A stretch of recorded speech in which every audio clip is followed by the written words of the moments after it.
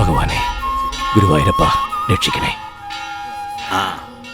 കരഞ്ഞു വിളിച്ചോ, രക്ഷിക്കും. പക്ഷേ അതിനു മുമ്പ് ഒന്ന് പരീക്ഷിക്കും. അതങ്ങോട്ട് കഴിഞ്ഞാൽ രക്ഷയായി. നാരായണ നാരായണ. രക്ഷപ്പെടലിന് മുമ്പൊരു പരീക്ഷണം. അങ്ങനെ ഒരു പരീക്ഷണവുമായിട്ടാണ് നജീബ് കേച്ചേരി എന്ന എന്റെ സുഹൃത്ത്. തന്റെ ജീവിതത്തിൽ ഈ കഷ്ടപ്പാടും ദുരിതവും മാത്രം ഉണ്ടായിട്ടുള്ളൂ. ഈ അച്ഛനും പെങ്ങന്മാരും ഒക്കെ തന്ന കടങ്ങൾക്കും മനസമാധാനക്കേടിനും ഇടയിൽ എപ്പോഴെങ്കിലും ഒന്ന് സന്തോഷിക്കാൻ ഒന്നും ഒരു വകയും തന്നില്ലേ ഈശ്വരൻ? മനസ്സിലായില്ല സാർ. എടോ, തന്നെ ആരും ഇഷ്ടപ്പെട്ടില്ലേ എന്നാണ് ചോദ്യം. ഈ കണ്ട പ്രാരാബ്ദങ്ങൾക്കിടയിൽ എപ്പോഴെങ്കിലും ഒരു പെൺകുട്ടി അങ്ങനെ ആരും കടന്നു വന്നില്ലേ തന്റെ ജീവിതത്തിലേക്ക്? ഉവ്വ് സർ, ഒരു പെൺകുട്ടി കടന്നു വന്നു. രൂപ.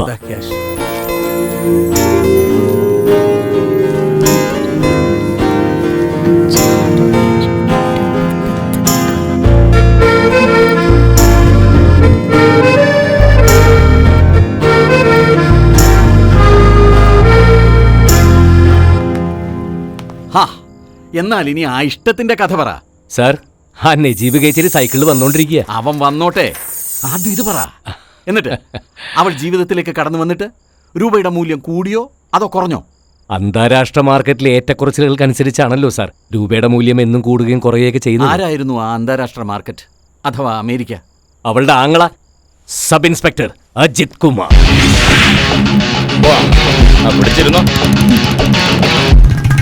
അതെ, നീ നോക്കുന്ന പോലെ ആ കുട്ടിയെ നോക്കി ഒരുപാട് പേരെ എനിക്കറിയാം.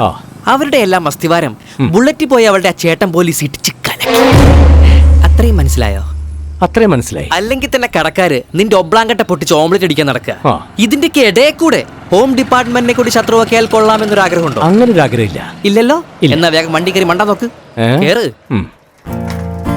അങ്ങനെയാണ് ഞാൻ അവളെ മറക്കാൻ തീരുമാനിച്ചത്. അവളുടെ വീട്, അവള് കടന്നു പോകുന്ന വഴികൾ,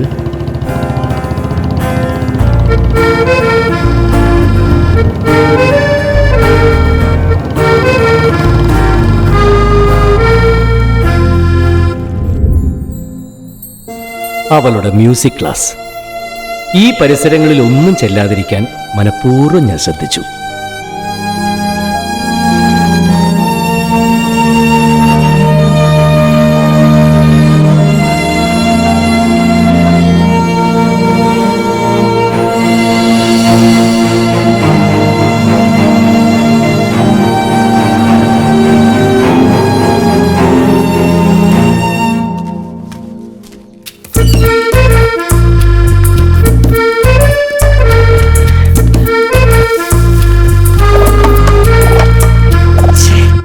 എവിടെ പോയി കിടക്കുന്നു?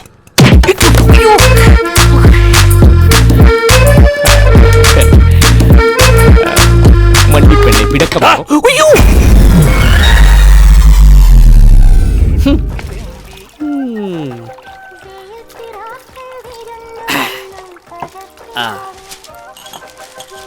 വായിച്ചു പടി. ഓ പിന്നെ, അപ്പൊ എല്ലാം പറഞ്ഞ പോലെ കാര്യങ്ങൾ നടക്കട്ടെ. കാശ് എന്നിട്ട് പോടോ. എങ്ങനെ? കാശ് എന്നെ മനസ്സിലായില്ല. ഒരു സാംസ്കാരിക പ്രവർത്തകനോട് കാശ് ചോദിക്കും. നാണമില്ല തനിക്ക്? കവി സമ്മേളനം നടത്തി ഈ കട ഞാൻ പൊട്ടിക്കും. പിന്നെ സാരമില്ല, തൽക്കാലത്തേക്ക് ഞാൻ ക്ഷമിച്ചിരിക്കുന്നു. മര്യാദയ്ക്ക് കാശ് വെച്ചിട്ട് പോടും.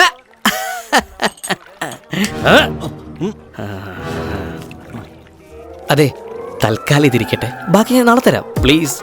മേലാൽ ഇത് ആവർത്തിക്കരുത്. പാവം പേടിച്ചു പോയി. നജീബേ, ഫോൺ കിട്ടി. 6000 രൂപ ഈ പണ്ടാരത്തിന് എണ്ണി കൊടുത്തത്. അത്രയും കാശുണ്ടായിരുന്നെങ്കിൽ ഒരാളുടെ ഒരു മാസത്തെ പലിശയെങ്കിലും കൊടുത്തു തീർക്കായിരുന്നു. വിവേകാനന്ദ, ഇത് ഗ്ലോബലൈസേഷന്റെ കാലമാ. ഇന്നത്തെ കാലത്ത് പ്രേമത്തിന് ചെലവ് കൂടും. പണ്ടത്തെ ഉണക്ക പ്രേമലേഖനത്തിന്റെ സ്ഥാനമാണ് ഇപ്പൊ ഈ മൊബൈൽ കൈയടക്കിയിരിക്കുന്നത്. അവിടെയാണ് എനിക്ക് സംശയം. ഞങ്ങളൊന്നും നേരിട്ട് സംസാരിച്ചിട്ടില്ല. എന്തിന്, പരസ്പരം ഒന്നും നോക്കിയിട്ട് പോലുമില്ല. അങ്ങനെ ഒരു സാഹചര്യത്തില് ഇതുപോലൊരു മൊബൈല് ആ കുട്ടിക്ക് പ്രസന്റ് ആയിട്ട് കൊടുക്കാന്നൊക്കെ വെച്ചാൽ, ഈ പ്രേമത്തിലെ മൊബൈൽ ഫോണിന്റെ പ്രസക്തിയെ കുറിച്ച് നിനക്ക് എന്തറിയാം? ഈ മൊബൈല് വെറുമൊരു മൊബൈലല്ല, പിന്നെ ഇതൊരു ചോദ്യാവലിയാണ്. Questionnaire. ചോദ്യം നമ്പർ 1, കുട്ടി മറ്റാരെങ്കിലും പ്രേമിക്കുന്നുണ്ടോ? ഉണ്ടോ? ഉണ്ടെന്നാണ് ഉത്തരമെങ്കിൽ ഈ മൊബൈൽ വാങ്ങാതെ അവൾ റിജക്ട് ചെയ്യും. അല്ല, അത് ശരിയാ. പക്ഷെ അതുകൊണ്ട് മാത്രം പ്രശ്നം തീരുന്നില്ലല്ലോ. മൂപ്പൽപ്പം കൂടുതലാണെങ്കിലും അവൾക്ക് എന്നെ ഇഷ്ടപ്പെടണ്ടേ? അതിനെന്താ ഒരു വഴിയെന്ന് പറ. അത് നിന്റെ വായിലെ നാവിന്റെ മിടുക്കോലിരിക്കും. എന്നാ ഒരു കൈ നോക്കാം.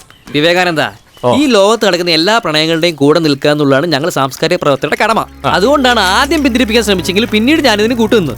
അതൊക്കെ പോട്ടെ, ഇനി ഈ ഗിഫ്റ്റ് അവൾക്ക് സമ്മാനിച്ചതിന് ശേഷം കണ്ടാ കാണാം. ഇവനിത് എന്തൊക്കെയായി പറയുന്നു?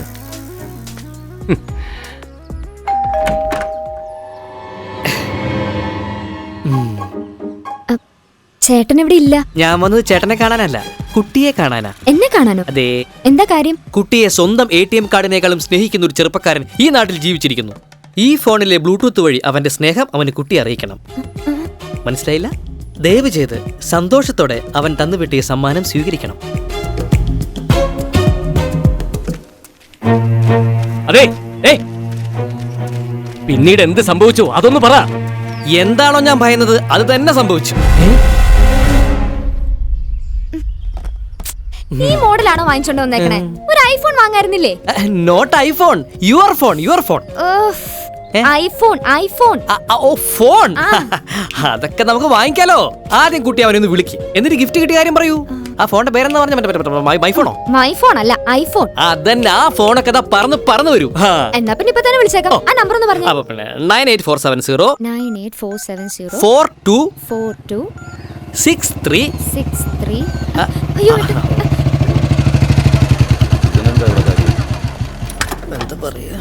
നമസ്കാരം, ഞാൻ സാറിനെ ഒന്ന് കാണാൻ വന്നതാ. ഞങ്ങളുടെ ക്ലബിന്റെ വക രാഷ്ട്രഭാഷാ ദിനാചരണം സാറൊന്ന് ഉദ്ഘാടിച്ചു തരണം. ഇടിച്ച് പരിമുളക്കി തരാം, മറ്റൊന്നും എനിക്കറിയില്ല.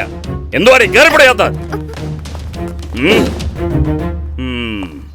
എന്നാ പിന്നെ ഗുസ്തി മത്സരം വരുമ്പോ വിളിക്കാം.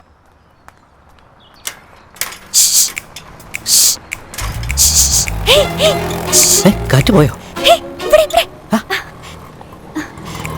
ഒരു നമ്പർ ഏതാ? ലാസ്റ്റ് ഒന്ന്. ഓക്കെ. നാലോ? എന്റെ നമ്പർ അവസാനിക്കുന്ന ഒന്നിലല്ലേ? വിവേകാനന്ദ, സാംസ്കാരിക പ്രവർത്തകർക്ക് തീരെ ബുദ്ധിയില്ലെന്നൊരു ആക്ഷേപം പണ്ടേ ചിലർ ഉന്നയിക്കാറുണ്ട്. അത് ശരി. അതിനൊരു അപവാദമാണ് ഞാൻ. ആ SI അവളുടെ കയ്യിൽ നിന്ന് മൊബൈൽ വാങ്ങി നമ്മൾ കൊടുത്ത നമ്പറിന്റെ ഉടമയെ പൊക്കുന്നത് വിചാരിക്കുക. ആര് തൂങ്ങും? ഞാൻ തൂങ്ങും. അല്ല, അവൻ തൂങ്ങും. 4 അവസാനിക്കുന്ന നമ്പറുള്ള ആ ഹതഭാഗ്യൻ തൂങ്ങും. അല്ല, ചുരുക്കി പറഞ്ഞാൽ എന്റെ 6000 രൂപ പോയി നടത്താം. മഹത്തായ പ്രേമത്തിന്റെ ഇടയിൽ കാശിന്റെ എച്ചി കണക്ക് പറയല്ലേ വിവേകാനന്ദ? എങ്ങനെ പറയാതിരിക്കും? പോയത് എന്റെ അല്ലേ? അതൊക്കെ നമുക്ക് മുതലാക്കാം. ഒരാഴ്ച ഞാൻ സ്ഥലത്തില്ല. ലളിത ജീവിതത്തിന്റെ മഹാത്മത്തെ കുറിച്ച് പഠിക്കാൻ സാംസ്കാരിക പ്രവർത്തകരുടെ ഒരു ക്യാമ്പ് താജ് ഹോട്ടലില്. ക്യാമ്പ് കഴിഞ്ഞു വരുമ്പോ ഒരു തവണ കൂടി ഞാൻ ആ വീട്ടിലേക്ക് ചെല്ലും. എന്തിന്? എന്നിട്ട് അവളോട് പറയും ലാസ്റ്റ് ഡിജിറ്റ് 4 അല്ല 1 ആണെന്ന്. അപ്പൊ പിന്നെ ഞാൻ തൂങ്ങില്ലേ? നിങ്ങൾ ഒന്നാവുന്നതിന്റെ സിമ്പിളായിട്ട് ആ നമ്പർ അവള് ഹൃദയത്തിന്റെ മെമ്മറി കാർഡിൽ സേവ് ചെയ്യും. അതുവരെ നീ സ്വപ്നം കാണ്. സ്വപ്നത്തിലെങ്കിലും നീ അവളെ സ്വന്തമാക്കണ്ടേ വിവേകാനന്ദ? Dream Vivekananda, dream.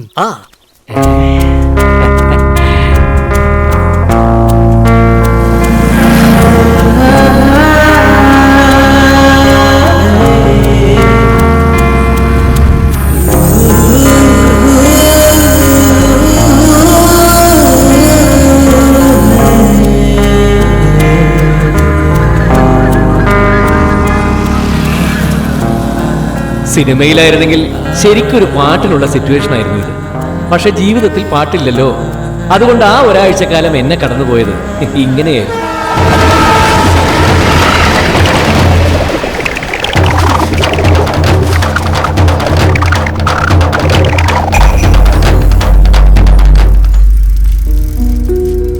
അയ്യോ, കൂട്ടിട്ടിരിക്കേ. ചേട്ടാ, ഇവിടെ ആരുമില്ലേ? അവരിവിടെ ഇല്ലല്ലോ. എവിടെ പോയത്? 1 മാസമായി താമസം മാറി പോയിട്ട്. അയ്യോ,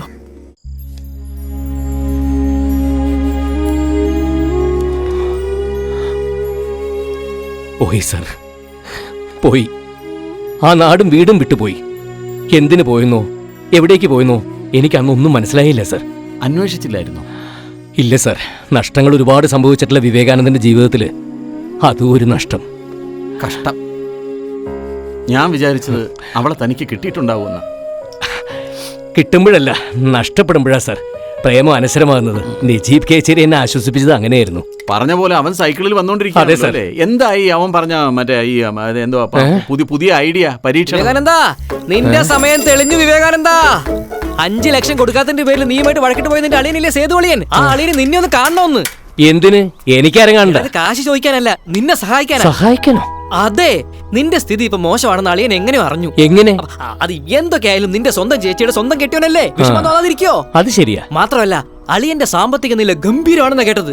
ആണോ? ബിസിനസ് ഒക്കെ നല്ല നിലയിൽ ഇങ്ങനെ പോവാണെന്ന്. ഈശ്വര, അളിയൻ എങ്ങനെയെങ്കിലും ഒന്ന് നന്നായാ മതിയായിരുന്നു. വിവേകാനന്ദ, നീ പോണം.